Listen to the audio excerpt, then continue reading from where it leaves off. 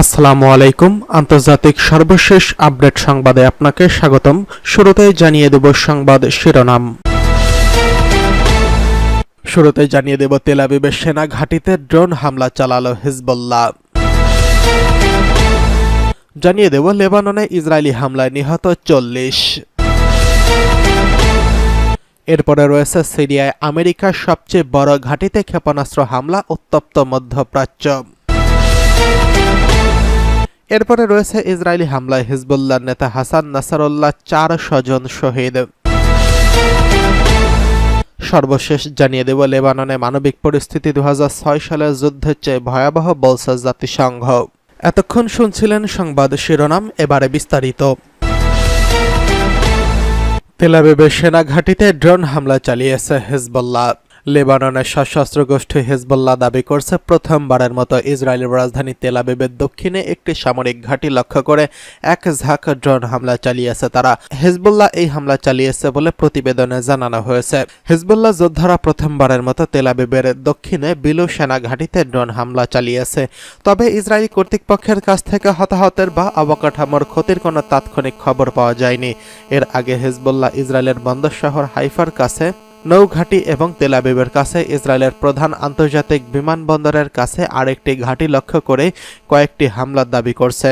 এছাড়া লেবাননে হিজবুল্লাহ নতুন করে দখলদার ইসরায়েলে একটি সামরিক ঘাঁটি, বিস্ফোরক তৈরির কারখানা এবং একটি সেনা সমাবেশে ক্ষেপণাস্ত্র হামলা চালিয়েছে। দখলদার ইসরায়েলি সেনাবাহিনী দক্ষিণ লেবাননের বিভিন্ন এলাকায় ব্যাপক আক্রমণ শুরু করছে, যা এখনও চলছে। এর মোকাবিলায় হিজবুল্লাহ ইহুদিবাদী ইসরায়েলের বিভিন্ন স্থানে হামলা চালাচ্ছে। এর ফলে দখলদারদের ইসরায়েলেরও ব্যাপক ক্ষতি হচ্ছে। এদিকে লেবাননে ইসরায়েলি হামলায় নিহত 40। লেবাননে ইসরায়েলি বাহিনীর হামলায় অন্তত 40 জন নিহত হয়েছেন। দেশটির পূর্বাঞ্চলীয় বালবেক এবং বেকা এলাকায় ইসরায়েলি হামলায় এই নিহতের ঘটনা ঘটে। এক প্রতিবেদনে এই তথ্য জানিয়েছে ব্রিটিশ সংবাদ মাধ্যম বিবিসি। লেবাননের স্বাস্থ্য মন্ত্রণালয় জানিয়েছে পূর্ব লেবাননে ইসরায়েলি হামলায় অন্তত 40 জন নিহত হয়েছেন। লেবাননের সংস্কৃতি মন্ত্রী বলছেন, ইসরায়েলি হামলায় UNESCO world heritage site Baalbek শহরের রোমান ধ্বংস অবশেষের আশপাশে অটোমান যুগের একটি ভবনও মারাত্মকভাবে ক্ষতিগ্রস্ত হয়েছে। এক ইসরায়েলি সামরিক কর্মকর্তা বলছেন, বালবেক এলাকায় তারা যে হামলা চালিয়েছে তাতে হিজবুল্লাহ সদস্যদের লক্ষ্যবস্তু করা হয়েছে।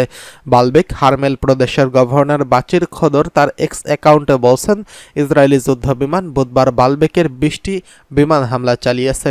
রাষ্ট্রীয় বার্তা সংস্থা ANA জানিয়েছে, হামলায় ধ্বংস হওয়া ভবনের ধ্বংসস্তূপের নিচে বেঁচে যাওয়া ব্যক্তিদের সন্ধানের চেষ্টা এখনো চলছে। এর আগে লেবাননের সিভিল ডিফেন্স এজেন্সি জানিয়েছে, বৈরুতের দক্ষিণের একটি অ্যাপার্টমেন্ট বিল্ডিংয়ে ইসরায়েলি বিমান হামলায় নিহত 30 জনের লাশ জরুরি কর্মীরা উদ্ধার করছে। গত মঙ্গলবার সন্ধ্যায় হওয়া এই আক্রমণে 4তলা বিল্ডিংয়ের এক পাশ ধ্বংস হয়ে যায়।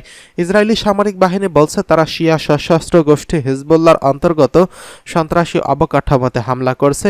মূলত গত 23 সেপ্টেম্বর থেকে রাজধানী বৈরুতের পাশাপাশি লেবানন জুড়ে ব্যাপক বিমান হামলা চালিয়ে যাচ্ছে ইসরায়েল। দেশটির সামরিক বাহিনীর দাবি, সশস্ত্র গোষ্ঠী হিজবুল্লাহর অপারেটিভস অবকাঠামো এবং অস্ত্রাগারকে লক্ষ্য করে এই হামলা চালানো হচ্ছে।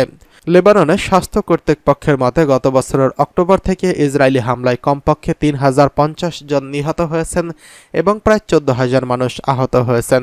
গাজা উপত্যকায় ইসরায়েলের নৃশংস আক্রমণ শুরু হওয়ার পর থেকে ইসরায়েল ও লেবানিজ গোষ্ঠীর মধ্যে বছরব্যাপী আন্তঃসীমান্ত যুদ্ধের কারণে হিজবুল্লাহ লক্ষ্যবস্তু বলে দাবি করা হয় এবং ইসরায়েলের বিরুদ্ধে সেপ্টেম্বরের শেষ থেকে লেবাননে ব্যাপক অভিযান শুরু হয়। জবাবে হিজবুল্লাহ পাল্টা আঘাত করছে। গত সপ্তাহে লেবাননে অভিযানরত ইসরায়েলি বাহিনী 70 জন সেনা সদস্যকে হত্যার দাবি করছে শক্তিশালী এই সশস্ত্র গোষ্ঠীটি। এছাড়া লেবানন থেকে হিজবুল্লাহ যোদ্ধাদের ছোড়া রকেটের আঘাতে উত্তর ইসরায়েলের কিবুটজে এক ইসরায়েলি নিহত হয়েছেন বলে প্যারামেডিকরা জানিয়েছেন। এদিকে সিরিয়ায় আমেরিকার সবচেয়ে বড় ঘাঁটিতে ক্ষেপণাস্ত্র হামলা, উত্তপ্ত মধ্যপ্রাচ্য। সিরিয়ার দেইর আজ জাওয়ার প্রদেশে দখলদার মার্কিন সেনাদের সবচেয়ে বড় ঘাঁটিতে ক্ষেপণাস্ত্র হামলা হয়েছে। প্রদেশের আল ওমর তেল ক্ষেত্রের কাছে এই ঘাঁটিটি অবস্থিত। লেবাননের আল মাদিন টেলিভিশন চ্যানেল জানিয়েছে, মধ্যপ্রাচ্যে প্রতিরোধকামী সংগঠনগুলোর কয়েকটি ক্ষেপণাস্ত্র দিয়ে মার্কিন ঘাঁটিতে এই হামলা চালিয়েছে। আল মাদিন আরও জানিয়েছে, হামলার পর ঘাঁটি থেকে কালো ধোঁয়ার কুণ্ডলী উঠতে দেখা গেছে। আল ওমর তেল ক্ষেত্রের কাছে অবস্থিত এই ঘাঁটিটি হচ্ছে সিরিয়ায় মার্কিন সেনাদের সবচেয়ে বড় ঘাঁটি, আর সেখানেই মাঝে মধ্যেই বিভিন্ন প্রতিরোধকামী সংগঠন থেকে হামলা চালিয়ে যাচ্ছে। তবে গতকালের হামলা সম্পর্কে এখন পর্যন্ত কোনো গোষ্ঠী দায় স্বীকার করেনি। ফিলিস্তিনের অবরুদ্ধ গাজা উপত্যকা এবং লেবাননের সঙ্গে যখন ইহুদিবাদী ইসরায়েলের বর্বর আগ্রাসন চলছে, তখন ইরাক ও সিরিয়ার বিভিন্ন মার্কিন ঘাঁটিতে হামলা জোরদার হয়েছে। প্রতিরোধকামী সংগঠনগুলো দাবি করছে গাজার প্রতি সংহতি জানিয়ে তারা মার্কিন ঘাঁটিতে হামলা চালাচ্ছে।